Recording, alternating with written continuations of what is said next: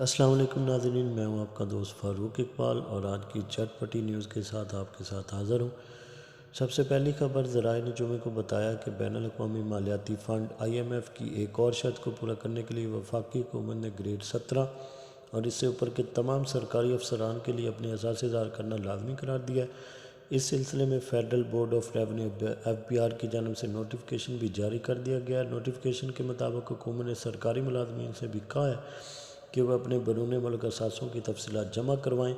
Notification میں لکھا گیا کہ تمام 17 سے 22 گریڈ کے افسران کو بینک اکاؤنٹ کھولنے سے پہلے تمام معلومات فراہم کرنا ہوگی۔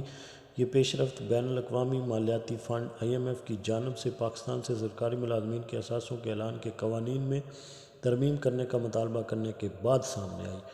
IMF نے سرکاری افسران کے اثاثوں کو پبلک کرنے کے لیے اتھارٹی کے قیام کا بھی مطالبہ کیا ہے۔ دوسری خبر، وفاقی وزیر برائے منصوبہ بندی احسن اقبال نے جمعے کو اعلان کیا کہ حکومت نے ایک انٹرنشپ پروگرام شروع کیا جس کے تحت ملک بھر سے 60,000 نوجوان گریجویٹس بامعاوضہ انٹرنشپ حاصل کریں گے۔ ایک بیان میں وفاقی وزیر حکومت ان لوگوں کو وظائف کی پیشکش بھی کر رہے ہیں جو دنیا کی ٹاپ 25 یونیورسٹی میں داخلہ حاصل کرنے کا انتظام کرتے ہیں۔ وفاقی وزیر نے مزید کہا کہ یونیورسٹی کے 1 لاکھ طلباء کو ڈیجیٹل طور پر بااختیار بنانے کے لیے لیپ ٹاپ فراہم کیے جائیں گے۔ آج کی تیسری اور سب سے اہم خبر، رمیز راجہ نے انکشاف کیا کہ نجم سیٹھی کی قیادت میں PCB کی نئی حکومت چاہتی ہے کہ سابق چیئرمین نئی مینجمنٹ کمیٹی کے خلاف اپنے حالیہ بیانات پر معافی مانگے تاکہ انہیں HBL-PSL کے کمیونٹی پینل میں واپس شامل کیا جا سکے۔ اپنے YouTube چینل پر مداحوں کے ساتھ سوال و جواب کے سیشن میں ایک مداح نے راجہ سے پوچھا کیا وہ HBL-PSL 8 میں کمنٹری کریں گے۔